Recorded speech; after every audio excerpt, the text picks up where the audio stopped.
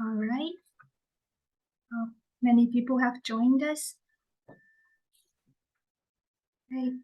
I think we're going to have more families to be with us if they're on their way. And thank you for being here. And we're very glad to have our speakers with us. And thank you for being here on time, actually. Mm-hmm.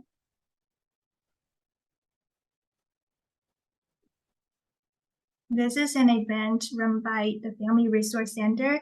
And if you have been our center, you would probably know that we support students and postdocs with young children and their families. We also offer a community space to serve as a resource hub, and we try to provide family-friendly programming. Like this one is one of the events that we try to hold to help our families to feel like they have a place to connect to others and also have access to different kinds of resources that are available for them. And this school information session, we are trying to gather as members of the PAN community just to learn from a panel of educators and school professionals about the resources for selecting schools for young children. And if you have met me, and then hi again. If you have not met me, my name is Julia. I am the Education Fellow at the Family Resource Center. And today with us is also Chris, and she's from the Family Center team as well. Hello, everybody. My name is Christina Rodriguez. Feel free to call me Chris. I serve as the Associate Director of the Family Center. I'm so glad to see so many names that I recognize, families from our team. Great to have you here. Looking forward to this session today. Thanks. Today with us, we're thrilled to have our guest speakers, Elana Galli. She's from the organization of Elevate 215. She's also the manager in Apply Philly Charter. Malarie Grace, also from the organization of Elevate 215, and she's the manager of GreatPhillySchools. Also, we're having Mary Hall with us, who is the communications specialist at the Pennsylvania Key. And they're going to introduce more about themselves and also what their organizations do. And they will also try to respond to some of the questions that you have. So just feel free to put in the chat box questions that you have. And I know that we have received some questions from people who were just registering. So we're going to bring those up as well.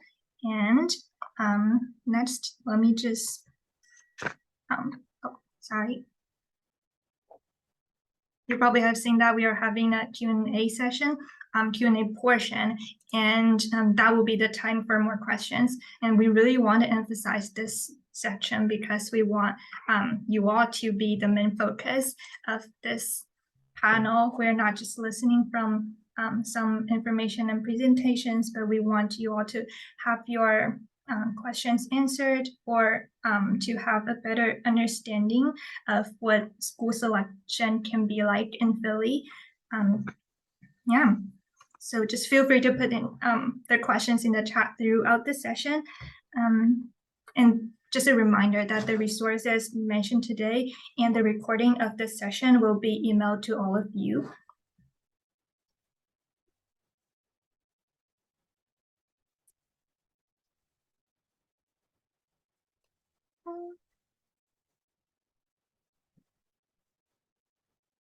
Yes, thank you, Chris.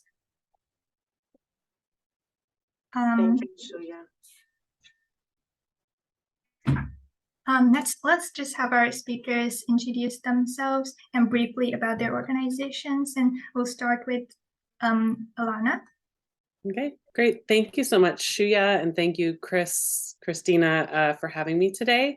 I'm happy to be here and be a support to everyone here however we can. So thanks, Shuya. Yeah, just brought up our website. So I'm the manager of Apply Philly Charter at the organization Elevate 215. And our mission at Apply Philly Charter is to expand access to great seats in excellent schools specifically charter schools. So we're basically the common application for about 80% of the charter schools in the city. The timeline, we opened our application for next school year on September 23rd, and the deadline is January 23rd. So if you're interested in a charter school for your student next year, and this is K-12 specifically, we get a lot of questions about pre-K. We don't currently support pre-Ks if they exist in charters, but maybe someday. But if you're interested in a charter school for a K-12 child for next school year, the application is still open until January 23rd. We try to make it as easy as possible. To fill out the application, you visit this website, you would click apply, create a login, a family profile, and then begin to add your students. If you have one child, if you have 10 children, if you're someone who is the guardian for someone who's not your child, you can still use this and add that child to your application. And then you can apply to as many schools as you want on one application. We try to make it that easy. You get all the notifications about the lottery, which happens in February, via your email or text. And we do everything that we can to support families and schools through this process. If you're someone who doesn't have, I know we're all on a Zoom right now, so I'm assuming you have access to technology, but if technology is a barrier, if language is a barrier, we do everything we can to remove those barriers. So we have a helpline you can call and somebody can submit an application over the phone for you. You can get interpretation over the phone, and the application can, on the website, can also be translated into many different languages. I think we have about 8 different languages it can be translated into, so we try to remove any barriers that we can. This website is the best place to go to get more information. There's an info box email that goes directly to me. I can answer any questions you have, the list of participating schools. Once you're in the application choosing schools, it shows them to you on a map. I know your students at Penn, so if you're really, prefer schools in West Philadelphia, it helps you navigate that. And again, the phone number for the helpline and email for the info box is on there. Once we run the lotteries in February and you receive a seat or a wait list notification, you can navigate all those results in this website as well. But hopefully you would receive a seat and then you enroll with the school. This is also the platform for the schools if you're applying for current year, like if you move from one neighborhood to another, if you want to not happy with your current school, this is the platform you would use to apply to schools for the current year. There are a lot of long wait lists, so that is something we're always trying to fix and navigate. How can we support families in knowing where there are open seats? So as we move on, I can answer anything charter. But I do want you to know my background is as an educator. I've been a teacher in both charter and district schools. I've been an assistant principal in both charter and district schools. And most recently, I was a principal in a district school. I've also been the point person in the past for high school placement. So I've gone through the district placement process as well. So as we go on today, if you have any questions that would relate to anything in my background, I'm also happy to answer this. Thank you, Elana. Malarie, could you share a little bit about yourself and also your role, your focus? Yeah, I'm Malarie, Malarie Grace. I'm a lifelong Philadelphian. I went to school here, public schools here, to be specific, and also have started my career here working on various projects really around access to resources for students and families, and I kind of continue that work in Great Philly Schools. I manage Great Philly Schools, where we believe that every child deserves to go to a great school. And the way we facilitate and support students and families is by creating a series of resources. So we have a virtual school finder on Great Philly Schools. We also host the high school fair, and next year we'll host a school selection fair that supports all recruitment for all schools. And we produced a physical school guide, sorry if you can't see it, that also talks about K-12 schools and the various resources that all the schools have to really help parents and families find the right school for them, and also kind of transition schools, again, like Elana said, when things aren't going well. So I can talk more about what resources are available, but GreatPhillySchools.org is the right place to access kind of all of our resources, and they are vast around a school placement. Nice, thank you. And Mary? Hi, thank you for having me. I'm Mary Hall. I'm the communication specialist for the Pennsylvania Key. I also administer the PA's Promise for Children website. And PA's Promise for Children is the campaign to raise awareness about the importance of quality early learning. You'll see it down there at the bottom of the slide. We work with families who have children birth through transition to kindergarten age. So while my co-presenters have all school age information, we can really help you with the information about young children and the importance of quality early learning. That includes everything from childcare, how to find a childcare, what to look for in childcare, what your options are, as well as early learning activities that you can do with your child to help them be ready for school, to learn and be ready for school. We also can offer you information on after school programs if that's a concern for your school age child. So one of the things you see there is the Compass website. That is the Department of Human Services website to help find childcare programs in Pennsylvania that are licensed and certified, which means they have passed requirements from the state to operate. You can also apply for Childcare Works at the Compass website, as well as the Raise Your Star website, which you can find your Early Learning Resource Center. Your Early Learning Resource Center has lots of information about local childcare programs and early learning programs such as Head Start and pre-K counts for preschool age children. And then at the bottom, of course, there's the PA's Promise for Children website, which has tools and resources to help your child learn and grow. So if you have questions about children in birth to age transition to kindergarten, which is usually about 5 or 6, and the care for them and how to find a child care provider or a preschool program, I can help answer some of those questions. Thank you. Thank you all. Yeah. Now we would like to help respond to some of the questions that our participants have, and they were submitted in advance during their registration.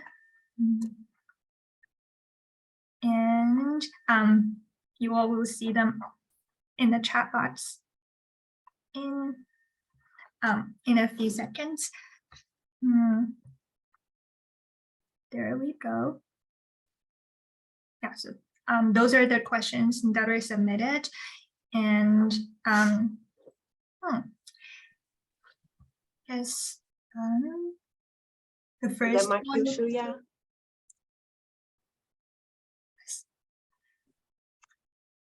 Please go ahead, Chris. Thank you, Shuya. I appreciate your patience with getting all the information into the chat. And thank you to all of our panelists for introducing yourselves, and also for the work that you do for the families in our city, new to our city, and in this space right here. Thank you. So as many of you know, when you registered for this wonderful session, we had the chance to input questions or tidbits that we were curious about. We did go through some of those to vet and put together ones that were similar. And in the chat, you'll see the ones that we are prepared to ask the panelists about today. Please continue asking questions. Feel free to put them into the chat. As time permits, maybe we could come off of mute and ask questions later on as well. But for now, feel free to answer any other questions in the chat. Continue to listen and see what may come up as the panelists are speaking and sharing information. So I'll get it started. Let's, Elana, if you don't mind answering the first question, unless Malarie or Mary are feeling urgent to answer. The first one is about the process to apply, when to start. And it looks like this is coming from a parent with children ages 1, 2, 3, and 10. Okay, we're wondering about which schools are good or free, so some perspective in there, and what it's like to apply during the middle of the school year. Sure. Sorry, Great and question. just real quick, sorry, please, everyone, please feel free to share your screen as you are responding to the questions if you feel the need. Thanks.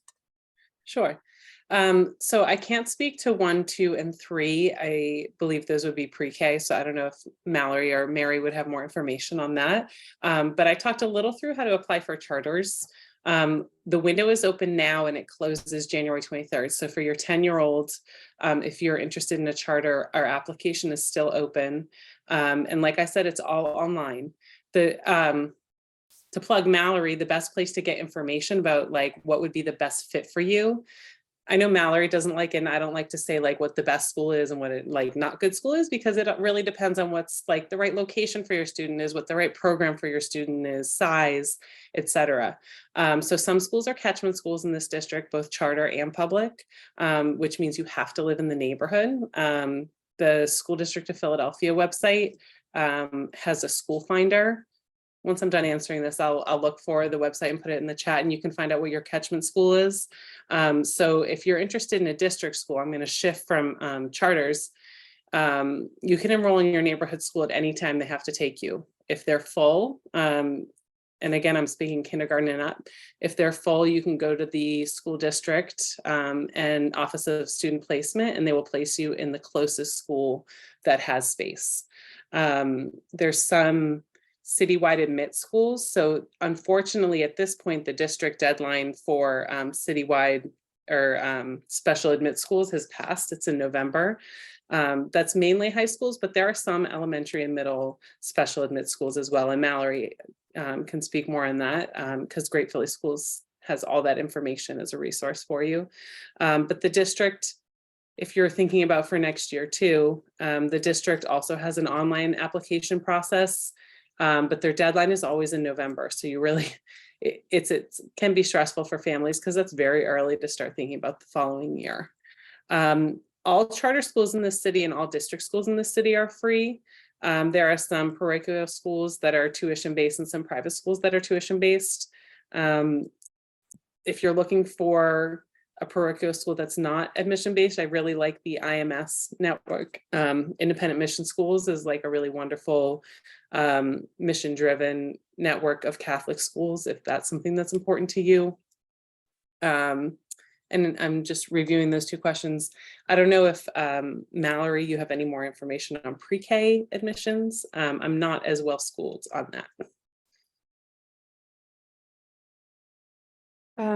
I don't have more information. I would say we do have the repository of all of the early childhood education programs, including open seats. And so you can kind of go there and see like what programs feel most attractive for you and your family, and then which ones have open seats. I also want to reiterate that like we don't necessarily believe there are good schools or right schools, right? It really is what is the right school for your students and their families, and how you can create the right conditions for your child to be most successful on their journey. And again, Great Philly Schools is a really great place to kind of go there and use the filters to figure out what are the right conditions for your student and their family. I just put the school finder, so you can like enter your address into that website and it'll tell you your neighborhood school. And sometimes it's a charter, there are Renaissance charter schools. And then I put the website, I think Shuya already shared with you my website, the charter school admissions website. I also put the district admissions website just so you can take a look at it if you want. Unfortunately, the deadline is closed, but it's a good spot to know for next year if you're thinking about district schools for next year. As far as preschool goes, and I'm thinking like for the 3 and 4-year-olds in Pennsylvania, we have programs specific for preschool age children, and that is PA Pre-K Counts, which holds enrollment in the spring, as well as Head Start, which also holds enrollment in the spring. Now, early Head Start can serve younger children like the 1 and the 2-year-olds. But they also serve the 3 and the 4-year-olds who are transitioning in preschool and transitioning into kindergarten. To find your local programs, I would recommend calling or contacting your early learning resource center, and I put that link to their website in there. They specifically serve Philadelphia counties. But if you need to find, if you're outside of Philadelphia County and you need to find your early learning resource center, you can visit raiseyourstar.com and find your Early Learning Resource Center for there. If you're looking for programs outside of like pre-K count, you may be eligible also for Child Care Works, which can help you pay for a private child care program or preschool program. And you can apply for Child Care Works through the Compass website. There was a question about Phil Pre-K, which is Philadelphia's pre-K a program in Philadelphia. I put a link there. I don't have that much information about them, but I would encourage you to reach out to them. I put their website there in the chat box.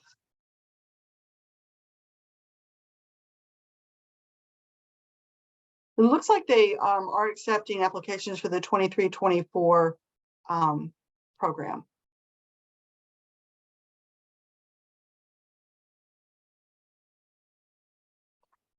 Yeah, thank you for the answers. And I believe we touched both the first and second questions. Yeah. Can I add one more thing for the second question? I think the right timing always is 2 years out. And I know for a 1-year-old, that sounds crazy, right? But since you're always applying kind of a year ahead for the next year, you want some time to prepare to choose and then make a choice. So especially for kindergarten, you want to try to start 2 years ahead.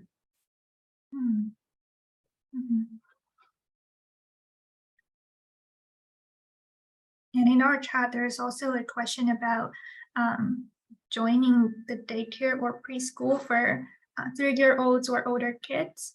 And are there any free options? Both pre-K counts and Head Start are available at no cost. Now there are income and qualifying guidelines to participate in those programs, but they are available at no cost to families. There are preschool programs outside of Head Start and pre-K counts. And for those that you may have difficulty or challenges maybe affording the tuition, you can apply for Child Care Works, and they also have, which is subsidized childcare. So the state pays for a portion, and then parents or families are responsible for the additional amount referred to as a copay. And that would depend on several different factors, including the number of people in the household, the income limit for the household. And so Child Care Works is a possible option to help with some assistance for paying for childcare. I see. So for those kinds of programs, you do need to provide more information about your household and some other information asked to see if you're eligible. Is that right? It's not correct. That is correct. Everyone. And you can apply online. So all of those programs have online applications that you can apply. Some of the pre-K counts programs may have other eligibility requirements, or not requirements, but options. So if your family speaks English, a second language other than English, that you may be eligible for pre-K counts as well. So I would say if you're interested in that, to definitely reach out to the programs themselves. Nice. Thank you. That was actually a smooth transition into the next question.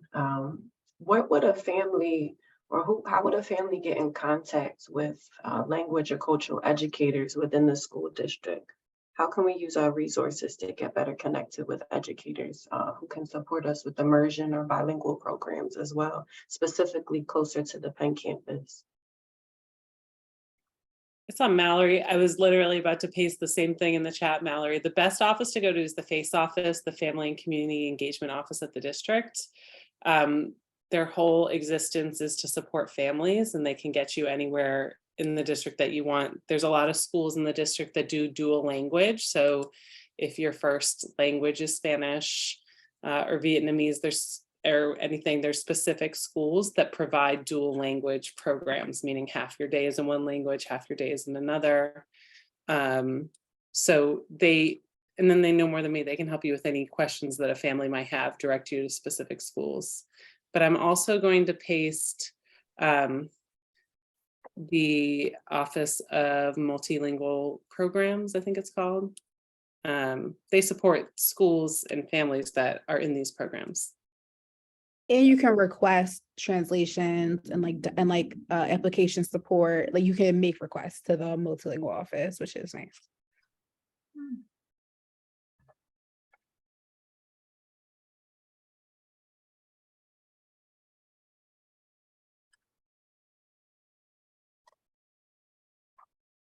I'm looking at the question like about near Penn's campus. I would defer you to Great Philly Schools. It has information about, you know, it profiles every school, so it can help you with that.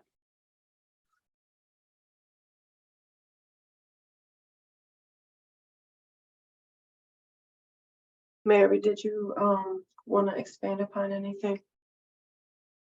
I would just say to contact your Early Learning Resource Center if you have questions about available programs that can, offer bilingual services.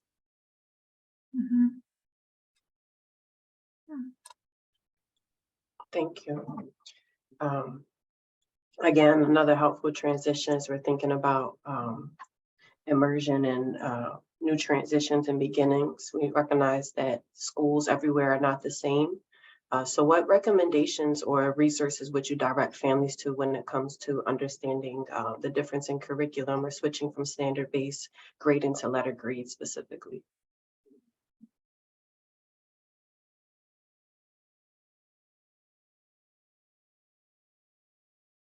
It's a really good question. I'm looking at, I'm like digging back. I'm not in the like school life anymore. So I need to get back to you on like a resource to direct you to. I just started Googling, but I would really just encourage, I know what a challenge it is. It's a challenge for teachers to understand their standards and explain them.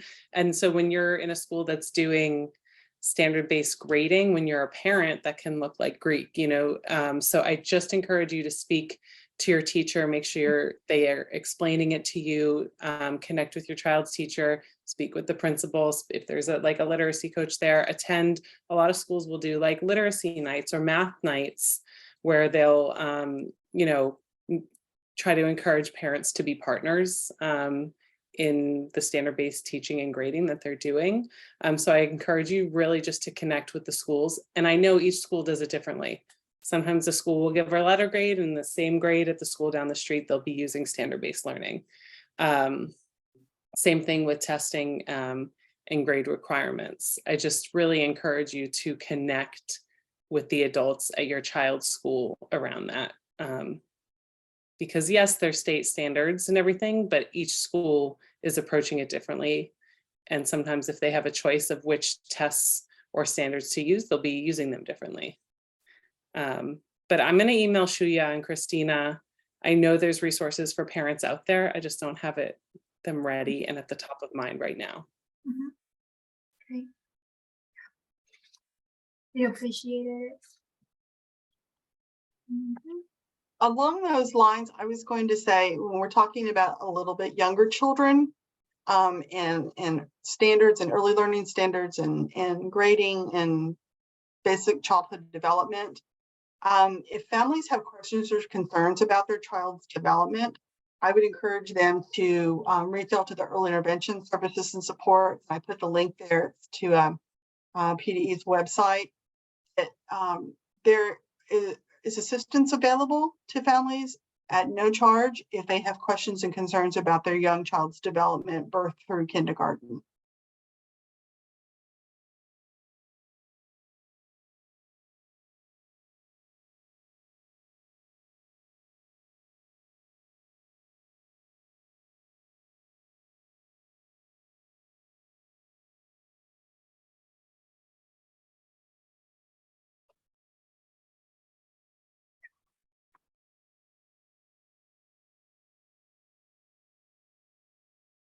Thank you all for your responses to those questions. And now let's just open up the floor for any questions that the families just have in their mind that they haven't spoken out. Yeah, so if you have anything that you're unsure or you'd like more information about, feel free to put it in the chat or just unmute yourself and let us all hear your question.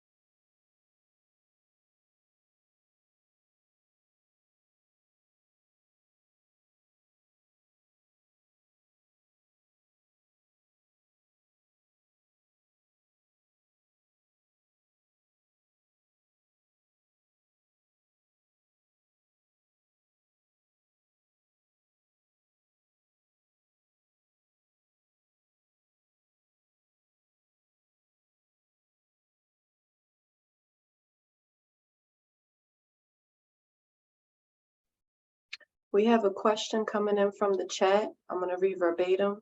If our oldest child gets into a particular school, will our younger children automatically get to go there? Great question. Thank you, Emma. That's a great question. All charter schools have a sibling preference. So yes, as long as there's open seats, you should be able to keep families together for charters.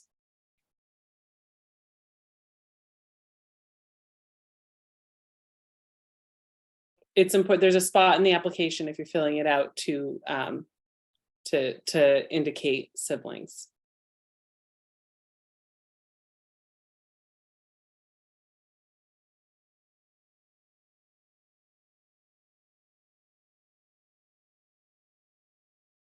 You're welcome.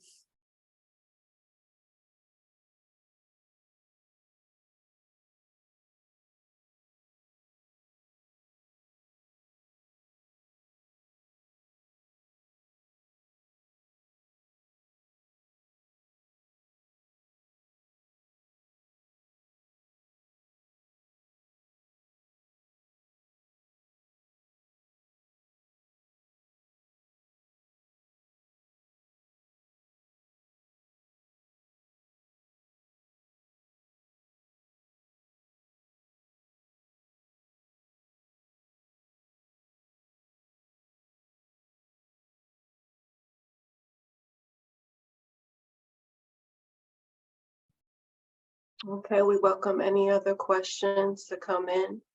Panelists, I ask if there are any closing thoughts or comments you would like to share with our families.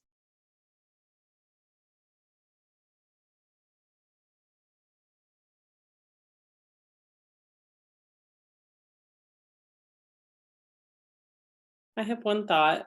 You know your child best. There's a lot of resources and a lot of different kinds of schools and organizations in the city, but you know what's best for your child. So like follow your gut, be an advocate, ask questions. It's great that you're here. It's a wonderful first step. And I wish you and your children luck.